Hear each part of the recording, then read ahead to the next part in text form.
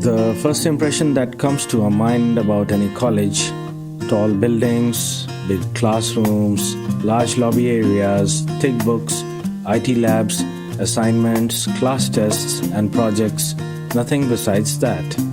Every hour, minute, second spent here help us carving and shaping our persona, cultivating innovative mindsets for the challenging world. Learning is a lifelong process. Sharing knowledge, inculcating values of life, spark the innovative horizons of mind. Fun and frolic is the nature of every nook and corner here. A daily dose of thrill we are sure to get here.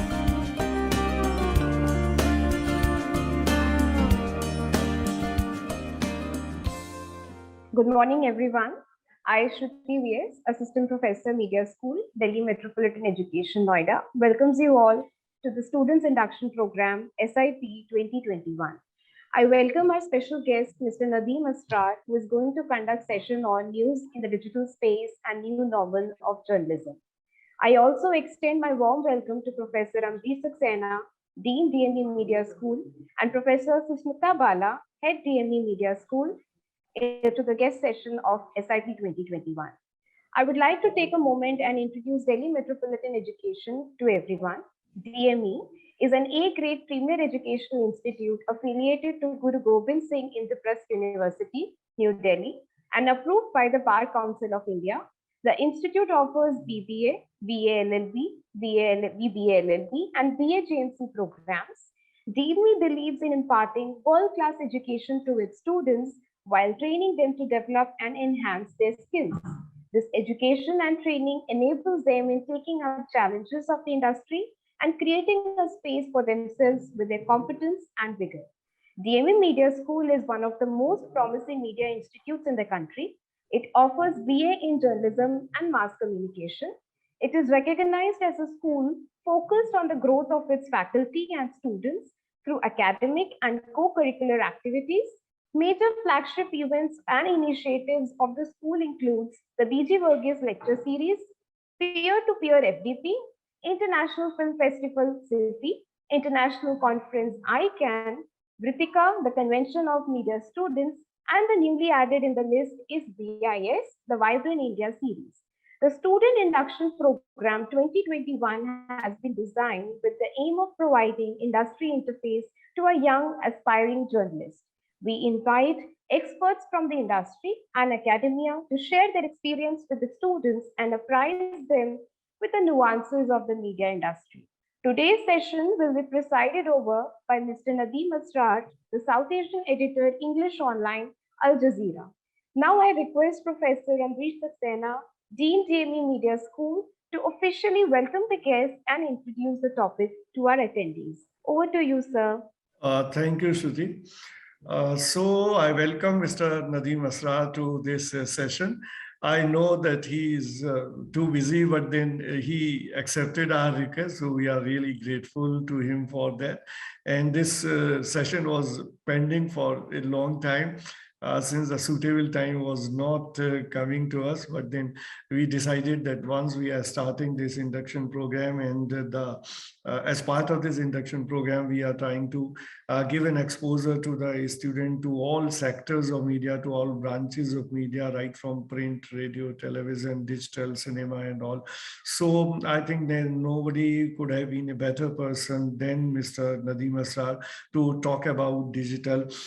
He has been in journalism for very, very long, and then he focused on this digital journalism long back when this digital journalism was in its initial space, and he has worked with so many prominent media organizations in India, and right now he's working with Al Jazeera. So obviously whatever input is going to come from him will be benefit to all our students, whether the juniors or the seniors one, because if I can tell you, Mr. Nadim, in our bachelor's program, we have papers on digital media There's also an elective paper on digital media marketing and all. And since journalism and advertising and all such papers are there, so all such papers also have such kind of components which are actually the digital space. This morning only I was reading a news in the Indian Express, which says that Google and Facebook, they did a business almost 10 times more than the other media organizations, the domestic media organizations had, because during this COVID-19 period, their ad revenue expanded tremendously. So digital is coming out in a way that whether we talk about journalism or advertising or the PR or the filmmaking, it has come to the fore. But when it comes to journalism, obviously, it becomes very, very important in the sense that all traditional newspapers or conventional things, everybody has a website, everybody has a web portal, every newspaper, almost every news channel.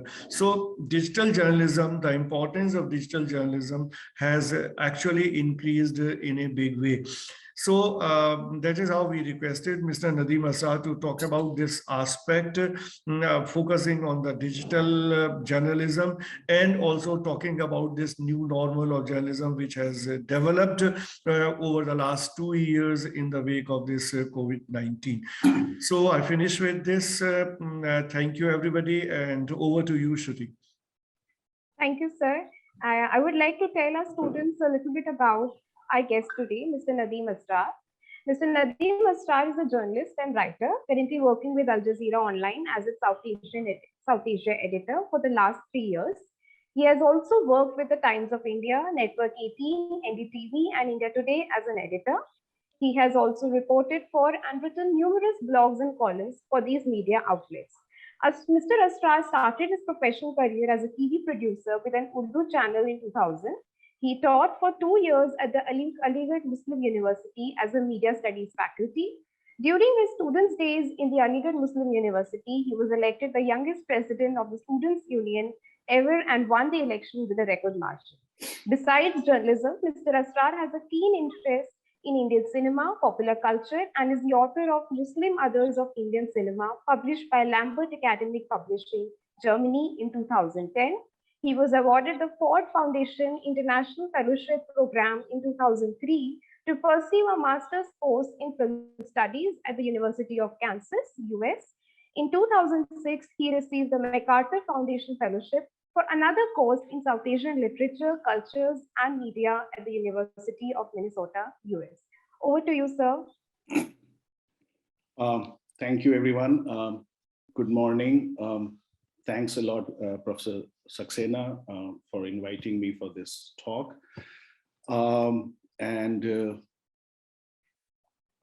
Yeah, so I've known Professor Saxena for a while. I was his colleague for a very brief time when I was sort of running, in transition, between 2 jobs, and he was kind enough to sort of I thank you, sir. Okay. I'm aware that I'm talking to a bunch of academics and a large number of aspiring students who are studying various aspects of journalism. And now, where I come from, that's exactly has been my journey. It was never structured. I have sort of dabbled in all kinds of medium, TV production, but mostly since 2008, I have been consistently doing digital journalism, and it's a funny story. So I am a journalist by accident. Let me indulge me for just 1 minute. So I was actually, I was aspiring to be one of you, one of those few professors sitting here. I was doing my PhD at the University of Minnesota in US, but something happened in my family and forced me to sort of, try and come back. So when I came back, it's funny, and I think it also sort of gives you some insights into, what professional careers and professional degrees mean. So, I came back, I was on a sabbatical. I was planning to maybe work here for a couple of years and then go back to join my PhD program. So I met my friends who were working in Delhi as journalists, and I said, I'm here for a year or two, and I want to make money. Just that I need some money, and so where can I work and where can I get some good money? And they said, well, Times of India is the only place that gives you better money than any other organization. So I said, fine. And where in Times? And they said, join digital. It's growing, and that's where so my incentive, funny enough. I by that time I had 3 master's degrees, but the only useful degree I had was from Aligarh, the journalism program. My master's in film studies was of no use to the industry. Nobody wanted that. My master's in South Asian literatures, cultures, and media was of no use to anybody. There was no way I could have, sort of bargained anything. So anyway, it gives you a certain insight about how, how education is sort of planned, and what kind of incentives drive you to a certain sector, and what so anyway, I just wanted to sort of background this whole conversation. When I say that I'm a journalist by accident now, 13 years later, of course I do not mean that. I have been in this profession. I like what it does, and given the situation everywhere around the world, including our country, it's one of the most critical jobs one can ever do. And digital, especially. Pardon me if academics are not used to unstructured discussions, but my incentive here, my plan here is two. One, I want to give you a certain sense of the digital space that we work with professionally. But my plan also is to talk to the young students who want to join the profession. So I'm actually quite keen on knowing what they have to, what questions they have, what kind of concerns, fears, whatever, about the industry. So I'll be very brief in what I sort of, what I have to say, and then and then make it a more sort of an interactive discussion with my audience. The new normal, of course, we are all aware. I'm sitting in my room here at my home, and so are I'm sure most of you. So as Professor Saxena said, there is a new normal. It has raised huge challenges for us. It has also presented us with a lot of opportunities. So journalism in a new normal, if I talk about most of the industry, in digital, of course, I'm not concerned. In fact, the other sectors, the television, the print, the advertising, a lot of sectors, of course, suffered a lot in the last 2 years, especially, but have been generally suffering for a while now.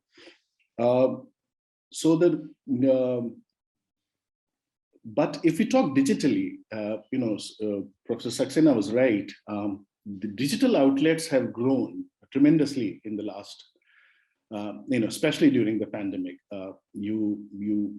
Not only journalism, journalism. Also, because we were in the middle of a global pandemic, there was a lot of information that people wanted to know and share, and so there was a lot of curiosity about where this pandemic is headed. So, of course, all that added to what the news organizations were doing. If we talk about simple viewership, about the kind of expanse and reach that we had, it has been tremendous. Even transition, for example. We suddenly one day decided to sort of work from home, and in digital space you have those advantages that the transition wasn't difficult.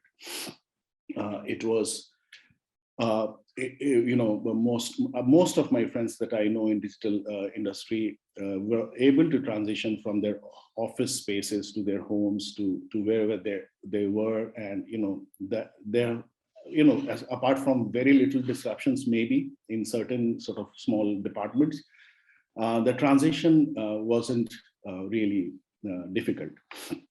But that's digital. So when we say digital, it is as if we imagine a world that is exclusive, and that there is actually something virtual or real or or non-virtual or real out there. But as things stand, actually, it's not entirely true. Almost all our consumption, almost everything, we even consume our newspapers digitally. We even consume our news channels digitally. There is very little actual sort of viewership of for example news channels on actual televisions. It's mostly through what you see on YouTube. It's mostly through what you might see on Twitter or Facebook, or your friends sending you clips. It's so social media, of course, has largely sort of disrupted and even sort of flattened this whole divide, and these sort of watertight compartmentalizations are not exactly relevant now. Almost everything that we call information, quote unquote, is sort of within the digital space, with social media, of course, playing a huge role in but I would maybe very briefly take you to the other side of this argument too. One of the major problems we faced in this new normal of pandemic was the digital divide.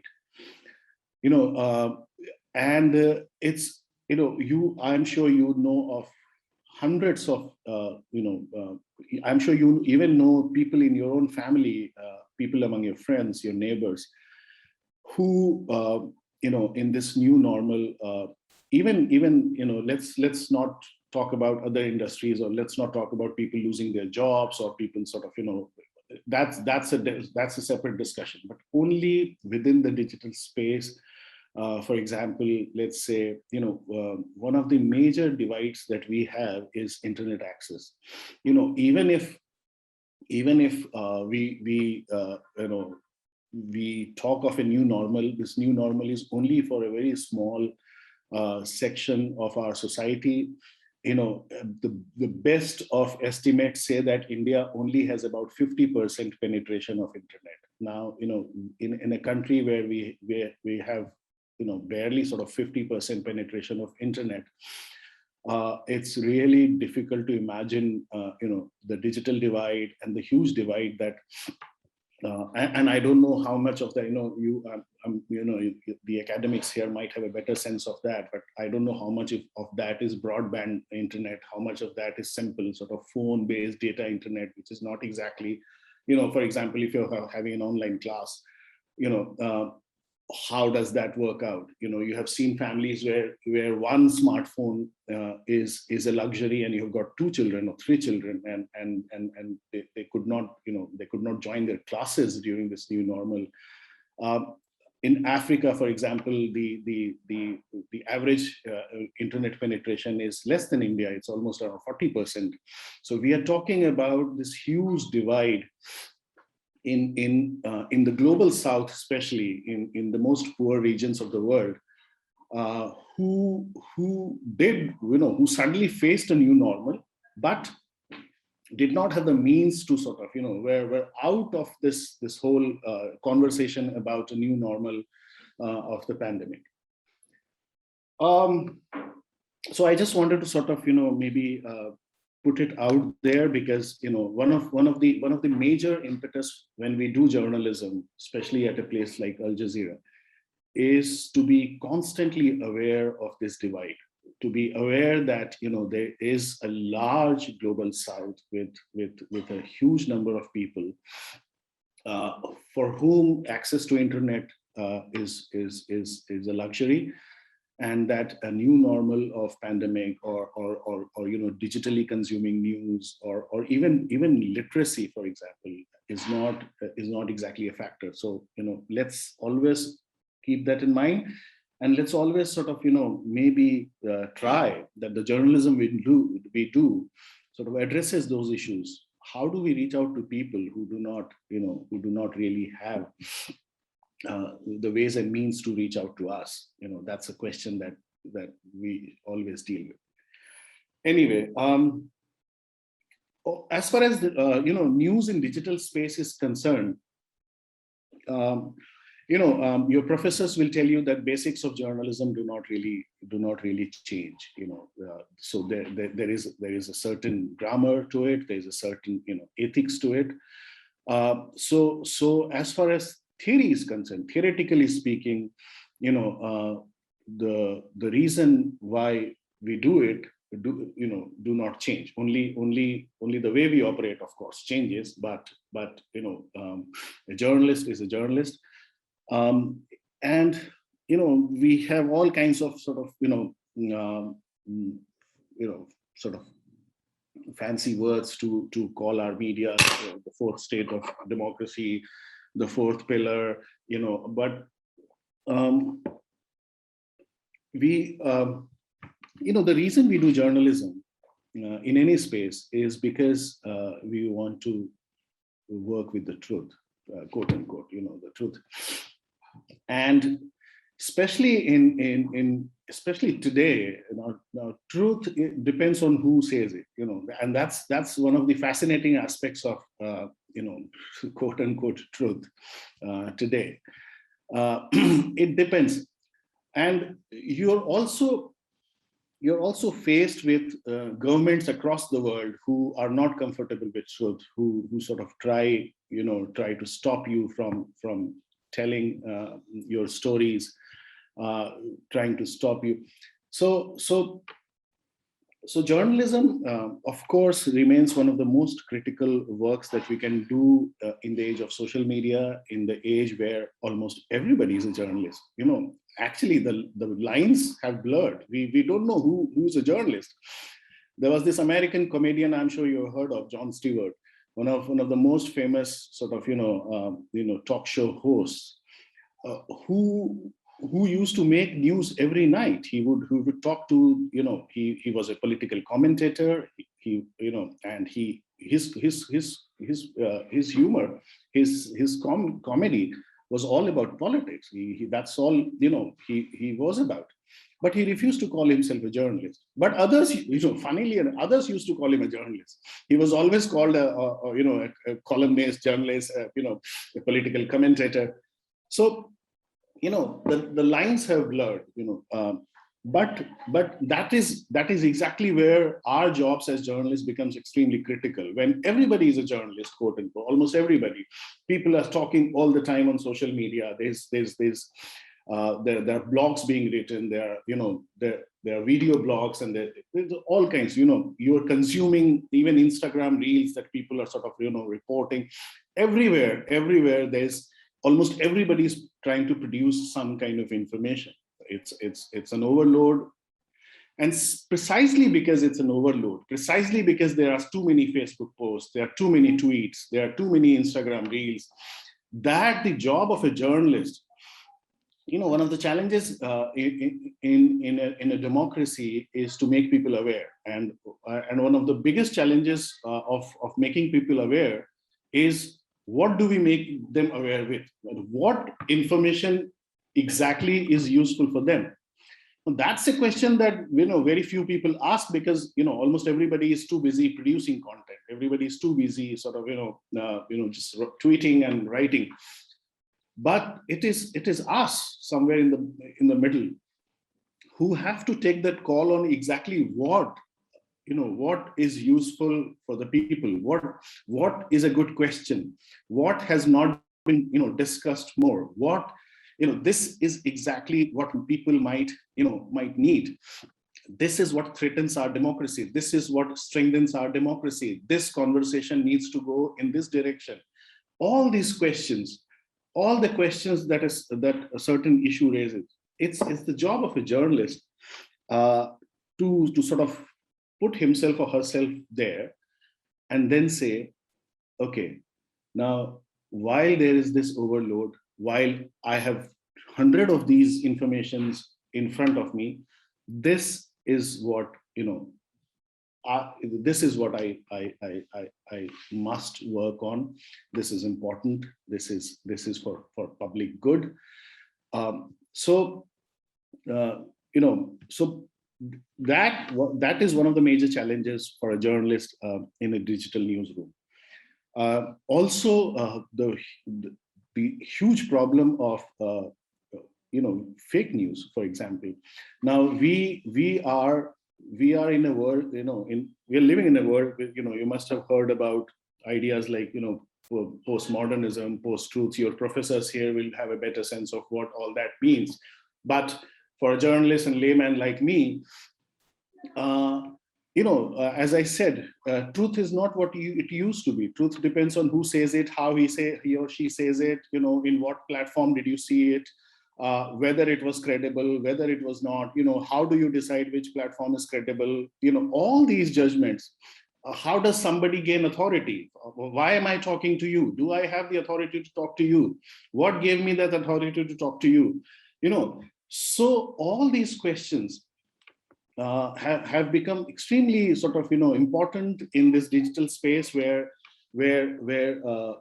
news, now nobody had imagined like 20 years ago, 30 years ago that of course there used to be planted news, there used to be paid news, but this whole idea of fake news, this whole idea that if there is a lie that travels too much on social media, it sort of starts looking like truth. I'll give you an interesting example. I mean, some of India's news organizations even fell for it. Prime Minister Modi was on a trip to Italy. He was supposed to meet the Pope. Now, suddenly somewhere, a picture emerges that Prime Minister actually took a cab to meet either the Pope or the Italian Prime Minister or whatever, So there were pictures of Prime Minister Modi sort of coming down from a cab with a taxi written on top of it. Now,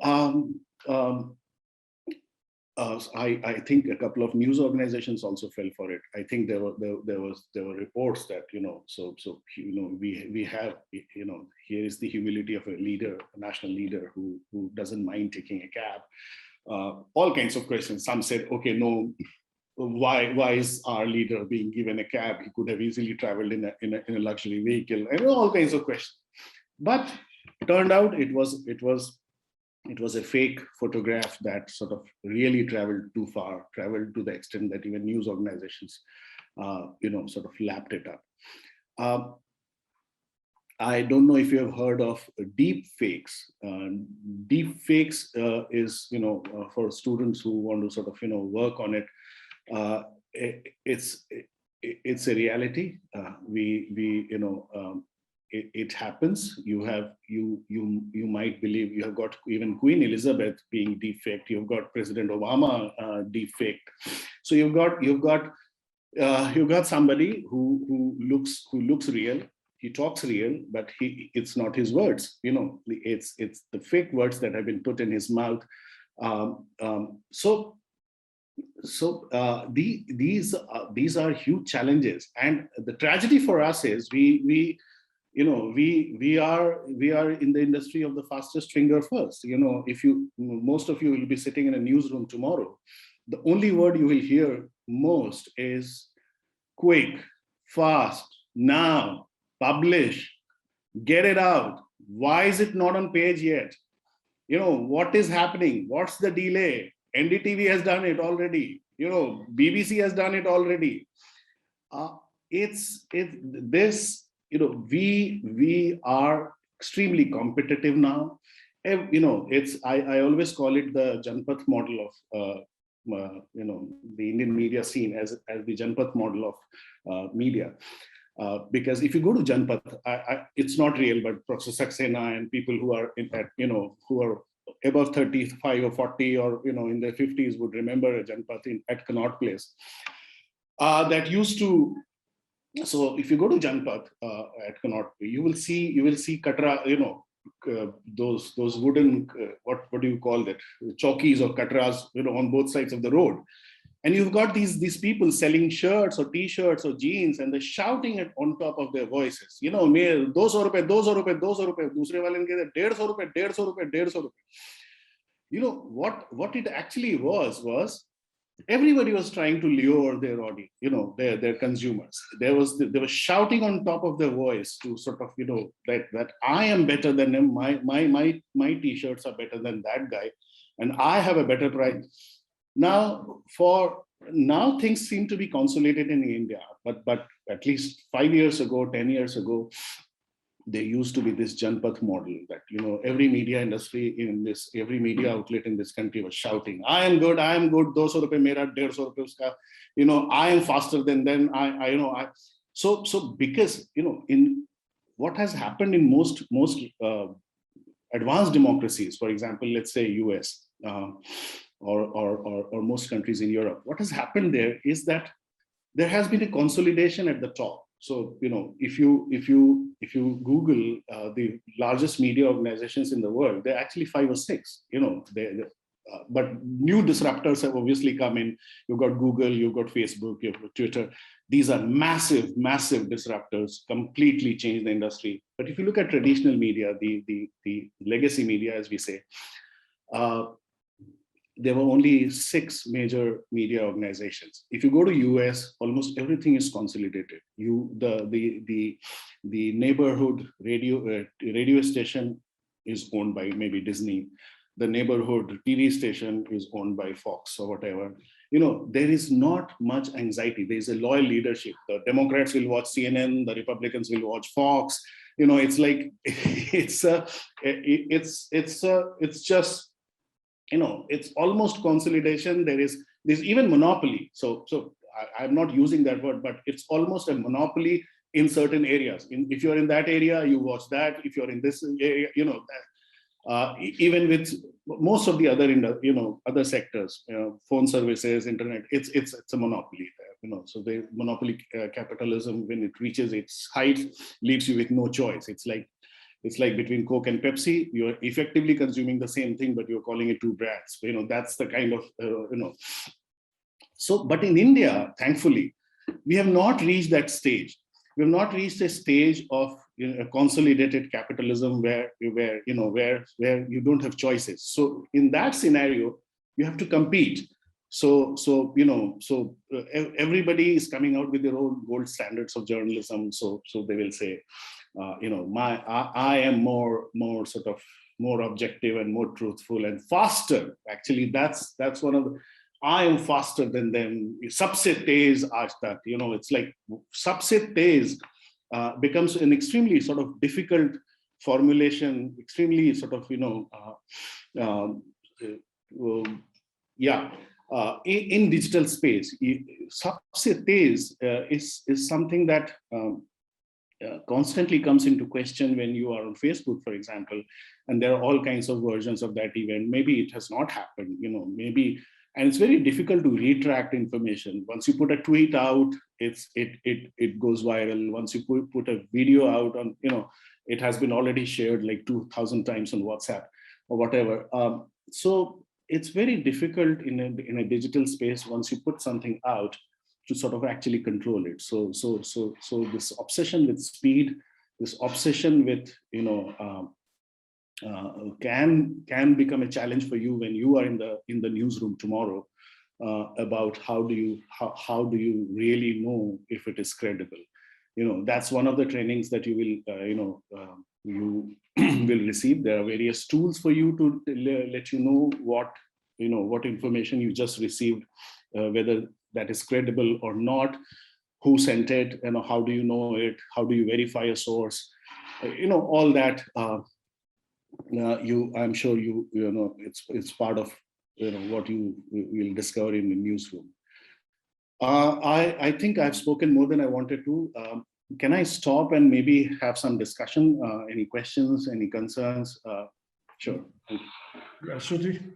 Yes, sure, sir. I think students already have questions. Sir, I have a question that since we are talking about use in the digital space, Something which has also been observed in the past 2 years was the rise of independent journalism, where journalists have been moving out of media organizations, starting their own ventures on and using their own brand image on various social media platforms.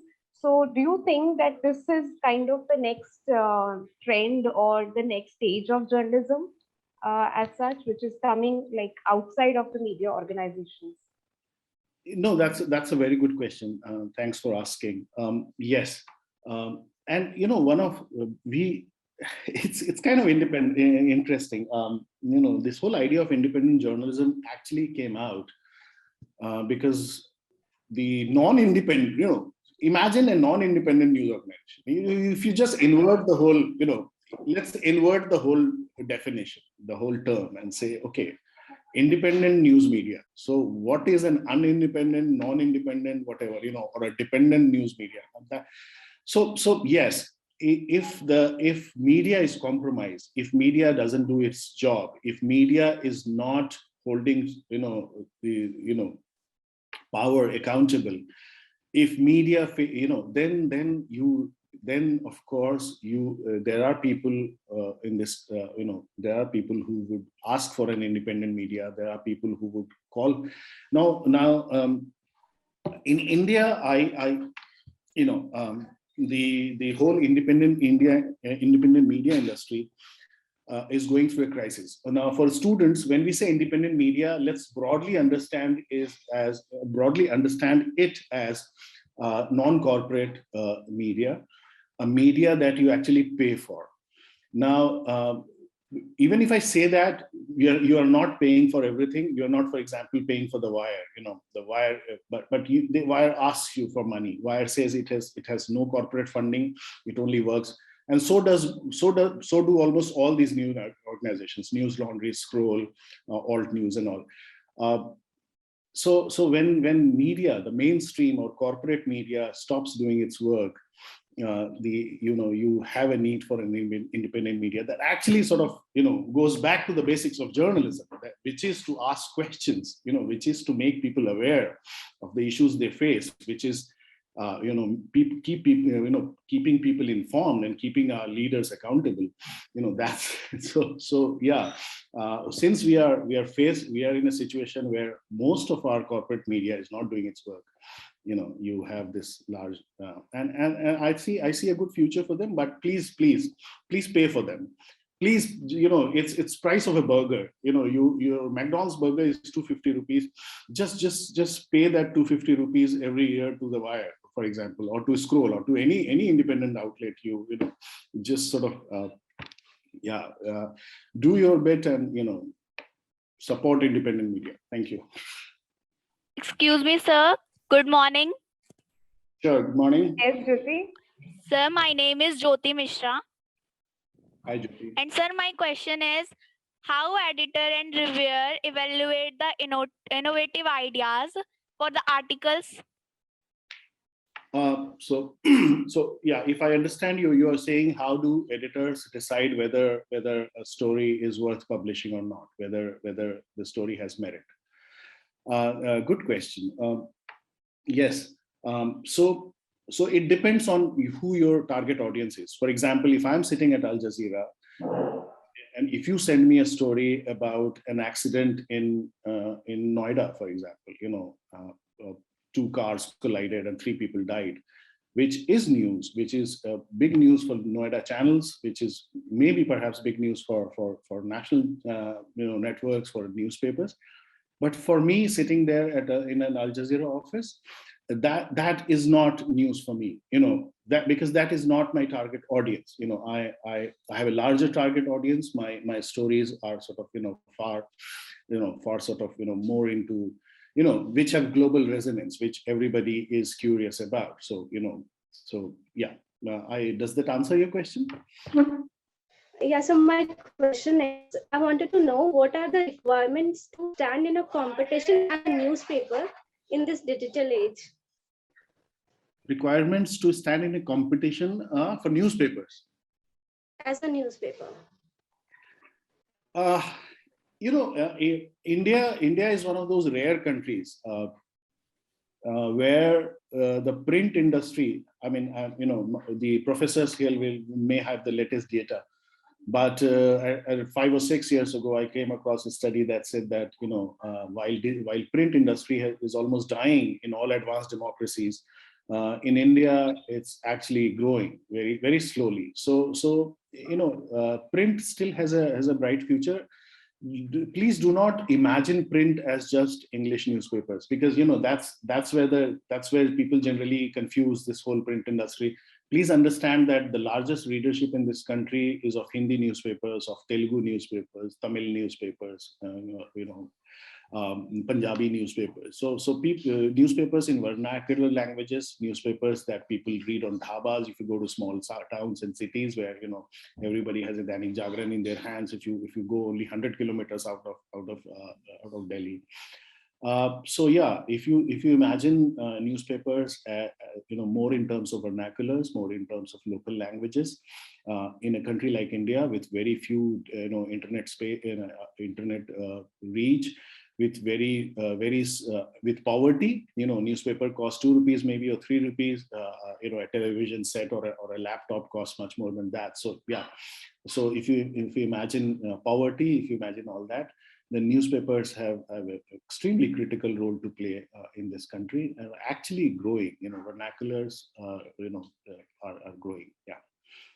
So Shiksha is asking you, sir, that in Okay. this fast forwarding era of digitization, there are so many official and unofficial news sites that provide minute-to-minute reports.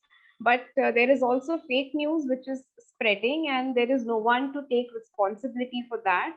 So she's asking that, isn't it a major disadvantage of freelance or the news which is coming out of these spaces? Hi, Shiksha. Good question.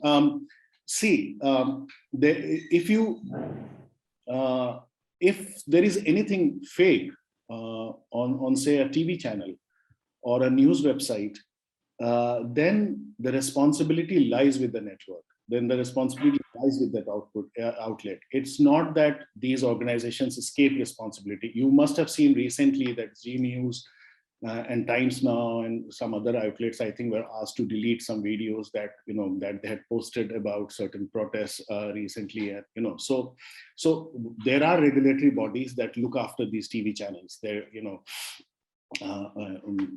some professor might help me with the name, the television channel regulatory authority. Then there are newspapers regulatory authorities. There are even internet regulatory authorities, which are government bodies and which are sort of, so it's not that fake news, if you publish fake news, you're not responsible. There can be penalization. But of course, I agree with you. It's a challenge for you in the newsroom tomorrow, and it's always done with a purpose. Fake news. It's they always have somebody sort of doing it with certain purpose. So your challenge is there to sort of identify. The biggest challenge you will face when you are in such a situation is verifying the source. How do you verify what you have just received is true? And there are various verification tools. That's a long discussion, but I'm sure you'll find that in the newsroom. Thank you. We have another question by Yash Joshi. Yash is asking you that even though digital media is growing and it's paperless, but how do we teach our seniors like grandparents or any other elderly person who don't know how to use digital, and how can we take news to them, and how to do about it? Yeah, that's an interesting question. Just ask your grandpa or grandma, what their favorite news outlets are. Almost all the news outlets have their apps now. If they know how to use a smartphone, just download their app, and they can use it whenever they want it. They can open their, it's not. Sir, my name is Shashank. My question is that how was your experience with the NTV, India Today Group, and also now in Al Jazeera? how different this journey was from one another? What difficulties do you face in this journey? Oh well, every job is difficult, my friend. So now you only wait for maybe a couple of years, and then you will realize, yeah, it's all a job. Every day is a new day. One of the best things about being a journalist is is every day is a new day. Today you are dealing with farmers' protest. Tomorrow you wake up to a pandemic. The next day, you've got yeah. So there is no boring day in this profession. I loved my time with NDTV. And so with India Today. I was actually with India Today for almost 4 years, my longest stint there. So great friends there. Yeah, and Al Jazeera for the last 3 years has been wonderful. If you think about it, at the core of it, I'll be doing the same thing for the last 13 years. It doesn't change. It's the same profession wherever you are. You just do your job. Thank you. Jay, you want to ask? Yes, ma'am. So actually, I wanted to ask कि we always come to listen from reporters कि अभी हमारे sources से confirm हुआ है and our sources have confirmed this and that. Who are these sources? And like when the fake news is spread out, why aren't these sources like brought out in public? Because as they say, the journalists give the credit to the sources. कि our sources said this and that. So why aren't they brought in the eyes of the law? And second, I wanted to ask that. How does one get into crime investigative journalism? Good questions. Okay. See, there are various kinds of sources. Okay. Now, a reporter, a seasoned reporter, will tell you that she or he values her sources. Now, there are sources who are really, really useful. There are sources placed in extremely important situations who want a certain truth to be out, but do not want to reveal themselves, and it's the job of a journalist to protect her or his source, to as much as possible. One of the ethics of journalism is that if you have a good source, you do not reveal the source. But you are right. This is the era of fake news and the social media and authoritarian governments and non-independent media and all that. So you've got other quote unquote sources. You've got if you have to say something, you just say source. If you have to have a certain line, you go ahead with sources. Nobody questions you. So it's the value of somebody called a source. Now, if you go back to, I don't know, you all must Google the Watergate scandal in the US, and you must read about what two journalists at Washington Post did with the government. They actually brought it down to force the resignation of a US president.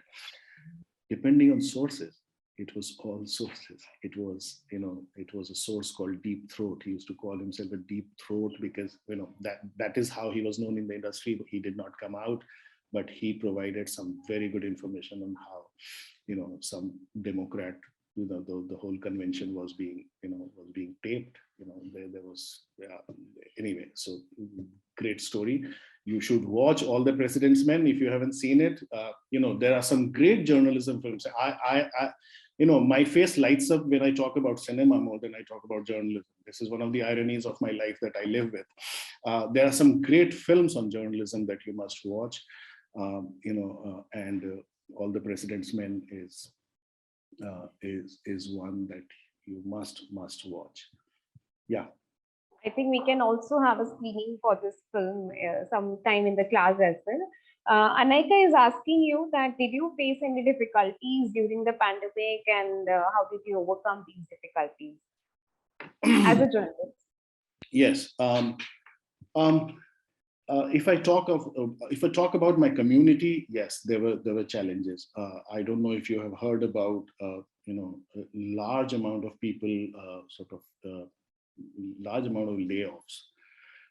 So one of the opportunities that this pandemic provided to corporate media or even some non-corporate media was to sort of was to put their house in order, which is a very fancy marketing term to basically say, okay, our profit should be more than our losses and all that.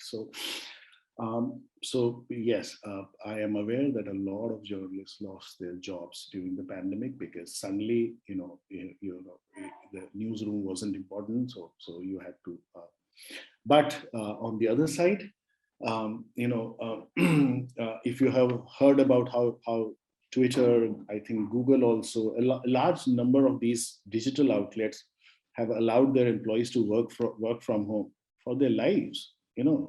So we suddenly realized that this is also a way to work. So a lot of people are actually now working from home for their lives. There are various consequences of such a decision, and some are actually good. For example, good for the environment. There is less sort of carbon footprint that is out there, but yeah. Other challenges, of course, it's there is a certain excitement of a newsroom. If you go to a newsroom, there's a different amount of adrenaline that is flowing through the room. There are discussions, there are brainstorming sessions, there are so that I of course miss. I miss a newsroom where where we can all sort of put our heads together and work on something. It has become very isolated. Sometimes it's depressing because you don't really have people to talk to while you're working and all that. So yes, there are challenges, but otherwise digital. If I speak of my own industry, digitally. There have been very few operational problems. We all we needed was internet. Everything else was sort of available on our computer screens. So work-wise, it wasn't exactly difficult, but yes, other issues of course remained.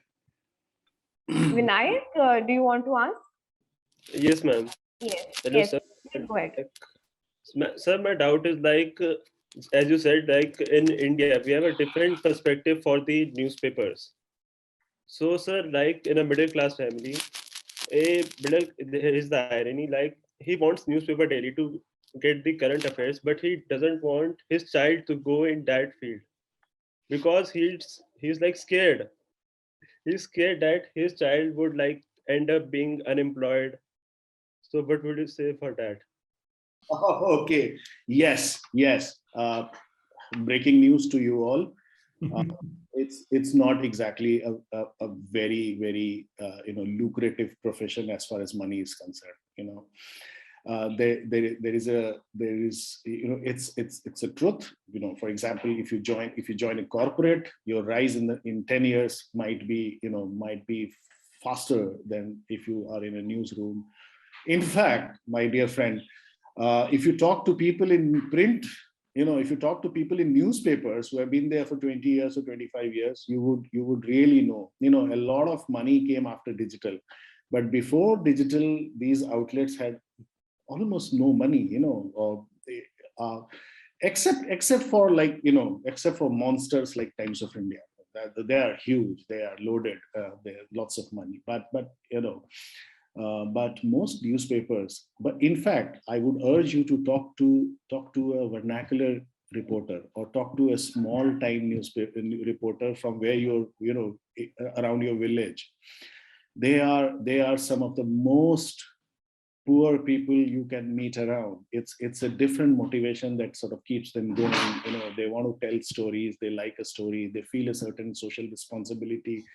Most of I have met so many people who are LIC agents and journalists, who are part-time teachers and journalists, who are bank managers and journalists. I have come across a lot of people who do it purely as a social responsibility. They love doing it. They want to tell a story. They feel responsible. They think they have the language. They can write a paragraph or two. They can send that to somebody in Delhi. So a lot of such journalists, so my dear friend, money, it will remain a problem unless you find some very rich media outlet. Yeah, that's a, But I think the things have changed now. This used to be the situation earlier. Obviously, stingers, their working conditions are bad. But Yeah. as far as the mainstream journalists are concerned, there used to be a time in 80s when I know many of my journalist colleagues, they were, I mean, everybody was very less paid, and they were doing this LIC agent job along with the mainstream journalism. But now that kind of situation is more or less not there. Yeah, please, I do not want to paint a very depressing picture. Okay. No, there is always a perspective. So here is another perspective. Only about 5% of Indian population pays income tax. And almost every journalist I know, especially in a Delhi newsroom or whatever, pays their income tax. So if you are earning, let's say 30,000, 35,000, or if you start earning 25, 30,000, you are one of the most privileged people in this country. If you start paying income tax, you are 5% of this country. Can you imagine the kind of poverty that we are talking about, and the kind of challenges we as journalists face in this country? How do we solve this huge problem of poverty in this country? Yeah. We have a few more questions in the chat box. Soloni has 2 questions to ask you. The first question is that being a journalist, you always have to be open-minded and creative too, how to convey news to people. But sometimes when it comes to sensitive topics and it is not easy to say, report the news, it may provoke people or trigger many sentiments. So what is the perfect way to convey these kind of reports? Her second question is that we have writer's block when writers face writer's block when they are making creative choices. So do journalists also face this, and how do they manage to be always creative or find a unique way to tell the story? Okay, very good questions. Now, how do you report a sensitive event? Any newsroom that you join has its own sort of style guide, has its own way of saying things. So I'll give you an example. In communal violence in this country, until very recently, until about 10-15 years ago, the community was not disclosed in the name of the community was not disclosed in news reports. Now, some organizations still follow that rule, but some have sort of broken it because things have become too normal. The violence has become so normal that it's no more an extremely sensitive topic to talk about. For example, a Hindu-Muslim violence in UP, for example, So some organizations have taken a call and they do name those communities, but a lot of conservative media outlets will not reveal the name of a community if it is sensitive. So there are gatekeepers, there are ways, there is your style guide to always help you when you are faced with a sensitive situation. And it comes with, not only violence, it also comes with, for example, somebody has written a very provocative book or has made a very provocative cartoon or whatever, So you do keep in mind that it can be provocative. So you try and present that information with as much sort of mediation as possible. So you moderate your report. You say that the authorities are working on it. They are investigating. The person has so you do not. So yeah, you always remain very careful. Your second question is actually it's a very good question, but I have no answer. Nobody has an answer to it. What is a writer's block? The most established writers will tell you that they have a block. The biggest writers will wake up one day, sit in front of their screens, and their fingers might be frozen. Their minds may be frozen. But the good thing about journalism is it's not exactly a creative medium. I am not creating any information. I am simply sort of rewriting, reworking on an information that I have already received. I did not create it. So thankfully, journalism is not creative in the sense that, you are not exactly creating events which you are reporting. But of course, you've got creative journalists who think of new ways of telling a story, who and it comes, if you are in a newsroom, you will see news features. If you're reading a good news magazine, you will see that, some journalists are very good writers and they're very prolific, and, but it's a challenge every writer faces all the time. So my professor had a very good answer to what writing is. She used to say that writing is, and this is for all of you, please always remember, writing is not about language, right? We all have that language, the basics, of vocabulary. We all have gone through schools. There is a certain language that we know. Writing is about clarity of thought. Writing is how clearly you can think of an idea or an event and put it down. So never ever think that, oh, लोग आसानी से कहते हैं यार मेरी language नहीं, मैं नहीं लिख सकता. Language का problem नहीं है यहाँ पे problem thought का. How did you think of that event? So the greatest writers in this country, somebody like Arundhati Roy or whatever, they are not exactly, great language. They are not Shashi Tharoor. They do not have the vocabulary that normal people do not understand. They are great minds.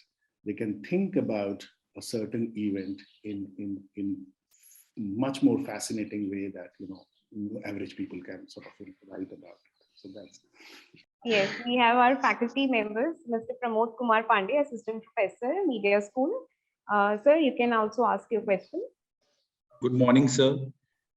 Sir, my question is regarding the coverage of issues like Kashmir by Al Jazeera. So, especially when an organization is placed in a in such a geography which is not directly part of that entire conflict. So, in that case, how, as an organization, does Al Jazeera ensure that on which side of the fence it has to sit when covering such issues like Kashmir? So I just wanted to know, and if it is the same for all the organizations that are not based in either India or Pakistan.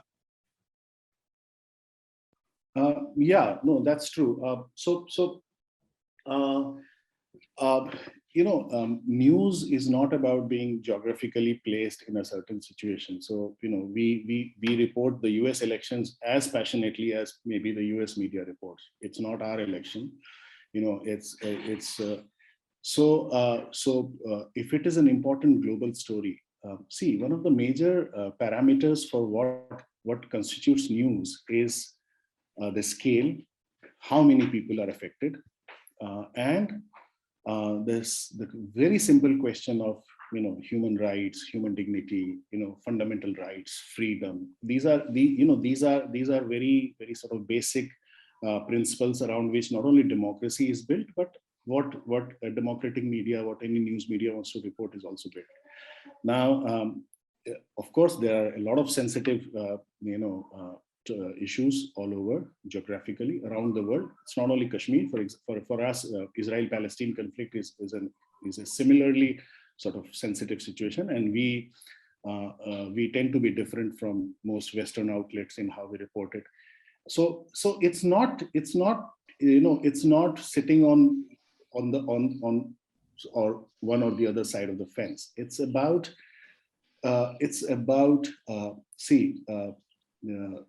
it's about fighting power. So while major Western media organizations also have a certain power in the world, and they are able to sort of put a certain narrative. So they will not call Palestine, for example, an occupied territory. They will call a Palestinian citizen as a terrorist, quote unquote, and things like that. There's the other part of the this whole discussion in which they have been occupied. There is a certain army that sort of So it is about reporting people's stories. So one of the major ways to answer your question is to forget what governments say. in fact, that's our bedrock at Al Jazeera. We do not care about what a certain government has to say about a certain idea. We are about people. If people there have a certain story to say, if they have a certain way of saying it, it's valid for us, because it's media is about people. We giving voice to the voiceless. So that is our parameter, wherever it is. Thank you. Thank you, sir. Oh, thank you. We have also Ms. Mudita Raj, Assistant Professor, Media School. Ma'am, you can ask the question. Thank you so much, Shruti ma'am, and thank you so much, sir, for the informative session. My question is with respect to user-generated content, and since we're in an age of digital and social media, and we see that various platforms are evolving and various mediums also are evolving of sharing news, of telling stories. So how have the journalists adjusted to this role, and what are the skills that the new students should develop within themselves to evolve with the current scope of the field? Okay, so if I understand you correctly, ma'am, you were basically saying that how does a journalist in a newsroom work with user-generated content? Yes, sir. How does he or he, sort of, yeah. Good question. See, there are some users in this world who know that if they create something, it's content. They are not journalists. They are not public broadcasters. But Kunal Kamra knows that if he has a joke, it is news. If the man who parodies Prime Minister Modi, I forget his name, some Rangila, he knows that if his latest act will, so there are some users who actually create their content and know that it's going to be news.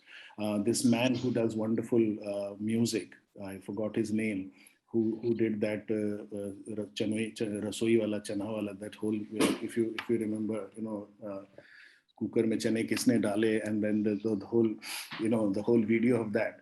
This man does wonderful stuff with music, but your question is about average users like you and me, and if we put out something on social media, how does a journalist decide whether they see? The news industry has itself come around this topic, and they have started working with what we call citizen journalists. So what they so you have got, as I said, no, everybody has a digital camera now. Some cameras are far better than the cameras that news channels, for example, use. Everybody can report. So for example, at IBN Live, at CNN IBN, I was there 10 years ago.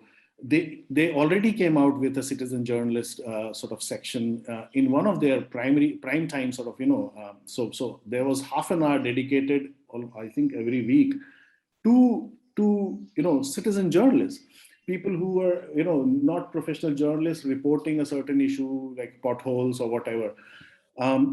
So it depends on what issues they're raising.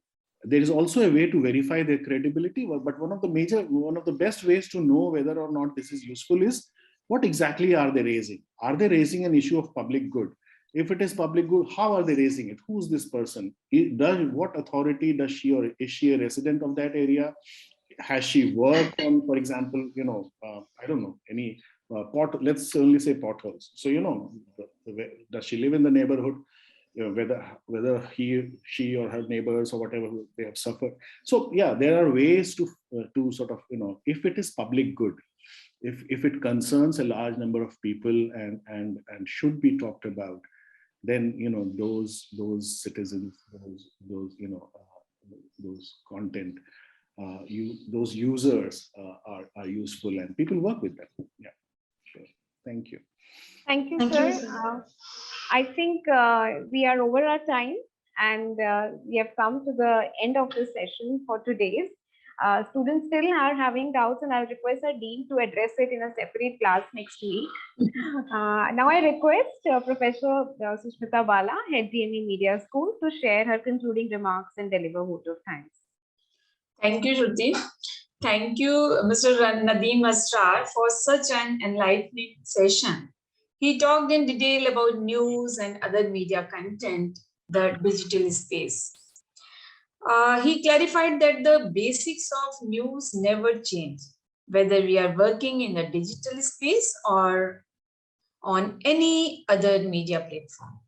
He talked about the new normal of journalism, which is in fact a fallout of COVID-19. Basically, social media playing role in this time was very tough. Everyone playing role as a journalist, as you said, citizen journalist in social media platform. Social media platform providing lots of news like yes, you're right, fake news, fake photograph, and that travel fast. It's challenge for this industry. But अगर आप responsible हैं तो आप उसको थोड़ा control कर सकते हैं, but it's challenge for everybody. Mr. Asrar also talked about the digital divide and how his organization, Al Jazeera, takes care of this aspect while disseminating news. He referred to information overloaded. He also pointed out the issues of fake news. We are grateful, sir, for telling this to us all. Thank you again, and thank you to students. बहुत अच्छे question पूछे students ने. I am very glad. और sir ने उनका answer बहुत प्यार से और बहुत आसानी से बताया. आई थिंक कि स्टूडेंट को बहुत समझ भी आ गया होगा. हाँ, बहुत सारे क्वेश्चंस अभी हैं स्टूडेंट्स के पास. तो जैसा श्रुति ने कहा कि सक्सेना सर क्लास लेंगे और तुम्हारी क्वेरीज जो हैं उनको सुनेंगे और उनको सॉल्व करेंगे. So thank you everybody and thanks to Nadeem sir. Thank you everybody. Thanks everyone. Thanks a lot. I once again thank Mr. Nadim Asrar for sharing his experiences and taking all the questions from our students. It was a pleasure to host you, sir. I also thank the management and leadership team of DME for supporting us in our endeavors.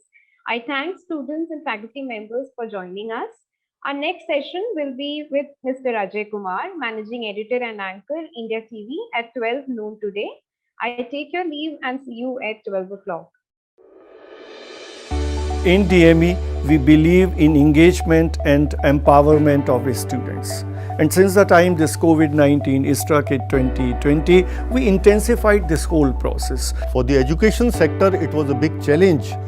At DME, our small dynamic team decided to take this challenge head on. We organized different kind of programs, different webinars wherein the distinguished people from the industry and other walks of life, they are invited to interact with the students. We try to keep them engaged in taking out newsletter, writing stories, editing stories, and not only that, they make posters, they make cartoons, they write pieces for the newsletter. Mentoring Cell at DME is a very unique feature in the ecosystem of education. While the subject teachers forge the knowledge domain strongly, it is the mentors who reach out to students in difficult times. During pandemic, when our students faced loss of their loved ones, home isolation, and several other family issues, mentors ensured that students remain cheerful, lively, and stay connected with us. We have ensured that our students are treated with compassion, warmth, and gentle touch. And it has been our endeavor to treat all the academic activities of our students, which includes PSDA, internal assignment, and various other curricular activities accordingly. Research Cell also pays huge emphasis on interdisciplinary nature of research. In order to promote this, the research centers of the Research Cell were also motivated to join with each other and conduct research activities for students, faculties within DME and outside DME. While the strong academics and great industry connect is building great lawyers, media persons, and managers at DME, we at Mentoring Cell are enabling these future leaders to be compassionate, emotionally strong, and resilient for any times to come. we empower the students. All the schools of DME, they have their students council. In DME Media School, this council is part. They organize the program themselves, they take their own decisions, and they mobilize the students for all the good cause. Art has the power to unite and connect during the times of crisis. Bringing people together, sharing, soothing and inspiring are powers of art, which have been made empathically obvious by the DME cultural societies during the COVID-19 pandemic. By taking different innovative approaches in organizing various virtual competitions and events in which the students of DME have taken part with great enthusiasm and proved that DMEians are unstoppable. Care with compassion is motto of DME. During Corona period, we were always with our students. Their well-being is primary for us. We take care of our students. We met the expectations of the students, of the parents, and above all of the industry. The placements this year were better than those of the previous years. DME is committed to supporting its students in all possible ways.